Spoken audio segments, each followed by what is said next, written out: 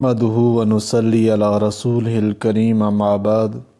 فاعوذ باللہ من الشیطان الرجیم بسم اللہ الرحمن الرحیم افغیر اللہ ابتغی حکما وہو الذی انزل الیکم الکتاب مفصلا والذین آتیناہم الکتاب یعلمون انہ منزل من ربک بالحق یعلمون انہ منزل من ربک بالحق فلا تکونن من الممترین۔ سورہ انعام آیت نمبر 114۔ سو کیا اب اللہ کے سوا کسی اور کو منصف بناؤں حالانکہ اسی نے اتاری تم پر کتاب واضح، اور جن لوگوں کو ہم نے کتاب دی ہے وہ جانتے ہیں کہ یہ نازل ہوئی ہے تیرے رب کی طرف سے ٹھیک، سو تو مت ہو شک کرنے والوں میں سے۔ خلاصہ تفسیر، آپ صلی اللہ علیہ وآلہ وسلم کہہ دیجئے کہ میرے تمہارے درمیان جو مقدمہ رسالت میں اختلاف ہے کہ میں بحکم سرکاری اس کا مدعی ہوں اور تم منکر، اور یہ مقدمہ اجلاس احکم الحاکمین سے میرے حق میں اس طرح طے اور فیصل ہو چکا ہے کہ میرے اس دعوے پر کافی ثبوت اور دلیل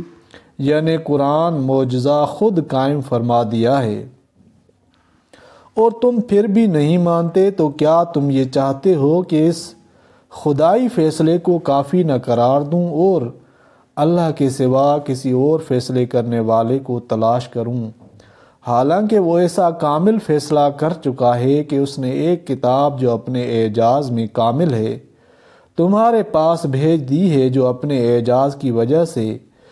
دلالت علی النبوت میں کافی ہے۔ پس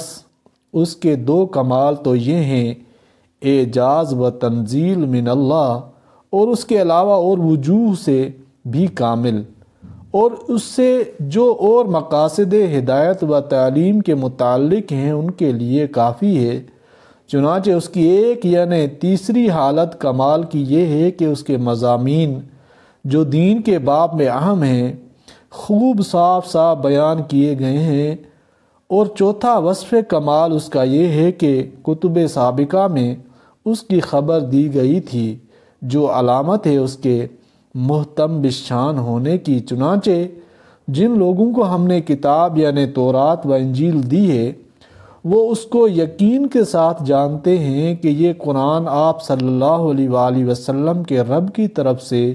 واقعیت کے ساتھ بھیجا گیا ہے۔ اس کو جانتے تو سب ہیں، پھر جن میں حق گوئی کی صفت تھی انہوں نے ظاہر بھی کر دیا، اور جو معاند تھے وہ ظاہر نہ کرتے تھے۔ سو آپ صلی اللہ علیہ وآلہ وسلم شبہ کرنے والوں میں نہ ہوں۔ اور پانچواں وصف کمال اس کا یہ ہے کہ آپ صلی اللہ علیہ وآلہ وسلم کے رب کا یہ کلام واقعیت اور اعتدال کے اعتبار سے بھی کامل ہے، یعنی علوم و عقائد میں واقعیت اور اعمال ظاہری اور باطنی میں اعتداد لیے ہوئے ہیں۔ اور چھٹا وصف کمال اس کا یہ ہے کہ اس کے اس کلام کا کوئی بدلنے والا نہیں، یعنی کسی کی تحریف و تغیر سے اس کا اللہ محافظ ہے۔ وَإِنَّا لَهُ لَحَافِظُونَ۔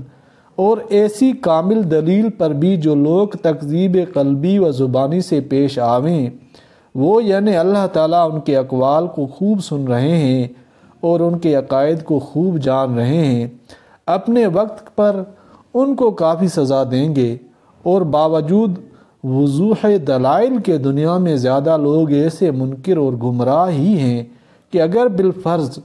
آپ صلی اللہ علیہ وسلم ان کا کہنا ماننے لگیں تو وہ آپ صلی اللہ علیہ وآلہ وسلم کو اللہ کی راہ راست بے راہ کر دیں، کیونکہ وہ خود گمراہ ہیں۔ چنانچہ عقائد میں وہ محض بے اصل خیالات پر چلتے ہیں، اور اقوال میں بالکل قیاسی باتیں کرتے ہیں، اور ان کے مقابلے میں بعض بندگان خدا راہ پر بھی ہیں، اور بالیقین آپ صلی اللہ علیہ وسلم کا رب ان کو بھی خوب جانتا ہے، جو اس کی بتلائی ہوئی راہ راست سے بے راہ ہو جاتا ہے، اور وہ ہی ان کو بھی خوب جانتا ہے جو اس کی بتلائی ہوئی راہ پر چلتے ہیں۔ پس گمراہوں کو سزا ملے گی، راہ والوں کو انعام و اکرام ہوگا۔ معارف و مسائل، پچھلی آیات میں اس کا ذکر تھا کہ مشرکین مکہ رسول کریم صلی اللہ علیہ وآلہ وسلم اور قرآن کے حق و صحیح ہونے پر کھلے کھلے معجزات اور دلائل دیکھنے اور جاننے کے باوجود ہٹ درمی سے یہ مطالبہ کرتے ہیں کہ فلاں فلاں قسم کے خاص معجزات ہمیں دکھا لیے جائیں تو ہم ماننے کو تیار ہیں۔ قرآن کریم نے ان کی کچھ بحثی کا یہ جواب دیا کہ جو معجزات یہ اب دیکھنا چاہتے ہیں ہمارے لیے ان کا ظاہر کرنا بھی کچھ مشکل نہیں، لیکن یہ ہٹ دھرم لوگ ان کو دیکھنے کے بعد بھی سرکشی سے باز نہ آئیں گے، اور قانون قدرت کے ماتحت اس کا نتیجہ پھر یہ ہوگا کہ ان سب پر عذاب آ جائے گا۔ اس لیے رحمت للعالمین صلی اللہ علیہ وآلہ وسلم نے ان کے مانگے ہوئے معجزات کے ظاہر کرنے سے شفقت کی بنا پر انکار کر دیا، اور جو معجزات و دلائل اب تک ان کے سامنے آ چکے ہیں انہی میں غور کرنے کی طرف ان کو دعوت دی۔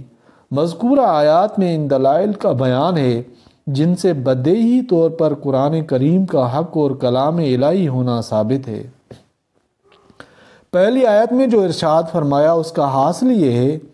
کہ میرے اور تمہارے درمیان مقدمہ رسالت و نبوت میں اختلاف ہے، میں اس کا مدعی ہوں اور تم منکر، اور یہ مقدمہ احکم الحاکمین کے اجلاس سے میرے حق میں اس طرح طے اور فیصل ہو چکا ہے کہ میرے اس دعوے پر کافی ثبوت اور دلیل خود قرآن کا اعجاز ہے، جس نے تمام اقوام عالم کو چیلنج کیا کہ اگر اس کے کلام الہی ہونے میں کسی کو شبہ ہے تو اس کلام کی ایک چھوٹی سی صورت یا آیت کا مقابلہ کر کے دکھلاؤ، جس کے جواب میں تمام عرب عاجز رہا، وہ لوگ جو حضرت صلی اللہ علیہ وآلہ وسلم اور اسلام کو پست کرنے کے لیے اپنی جان، مال، اولاد، آبرو سب کچھ قربان کر رہے تھے، ان میں سے ایک بھی ایسا نہ نکلا کہ قرآن کے مقابلے کے لیے ایک دو آیت بنا کر پیش کر دیتا۔ یہ کھلا ہوا معجزہ کیا قبول حق کے لیے کافی نہ تھا کہ ایک امی جس نے کہیں کسی سے تعلیم نہیں پائی اس کے پیش کیے ہوئے کلام کے مقابلے سے پورا عرب بلکہ پورا جہان عاجز ہو جائے؟ یہ در حقیقت احکم الحاکمین کی عدالت سے اس مقدمے کا واضح فیصلہ ہے کہ رسول کریم صلی اللہ علیہ وآلہ وسلم اللہ کے رسول برحق اور قرآن اللہ جل شانہ کا کلام ہے۔ پہلی آیت میں اسی کے متعلق فرمایا افغیر اللہ، یعنی کیا تم یہ چاہتے ہو کہ اللہ تعالیٰ کے اس فیصلے کے بعد میں کسی اور فیصلے کرنے والے کو تلاش کروں؟ یہ نہیں ہو سکتا۔ اس کے بعد قرآن کی چند ایسی خصوصیات کا ذکر کیا گیا جو خود قرآن کریم کے حق اور کلام الہی ہونے کا ثبوت ہے۔ مثلا فرمایا آیات میں وَهُوَ الَّذِي أَنزَلَ إِلَيْكُمُ الْكِتَابَ مُفَصَّلًا، جس میں قرآن کریم کے 4 خصوصی کمالات کا بیان ہے۔ اول یہ کہ وہ اللہ تعالیٰ کی طرف سے نازل کیا ہوا ہے، دوسرے یہ کہ وہ ایک کتاب کامل اور معجز ہے کہ سارا جہان اس کے مقابلے سے عاجز ہے، تیسرے یہ کہ تمام اہم اور اصولی مضامین اس میں بہت مفصل واضح بیان کیے گئے ہیں، چوتھے یہ کہ قرآن کریم سے پہلے اہل کتاب یہود و نصارہ بھی یقین کے ساتھ جانتے ہیں کہ قرآن اللہ تعالیٰ کی طرف سے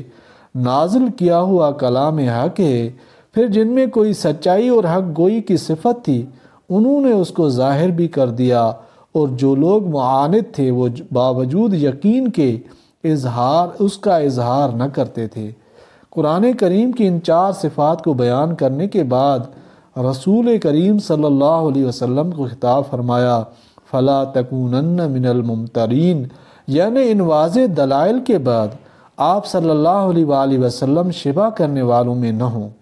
یہ ظاہر ہے کہ رسول کریم صلی اللہ علیہ وسلم تو کسی وقت بھی شبہ کرنے والوں میں سے نہ تھے،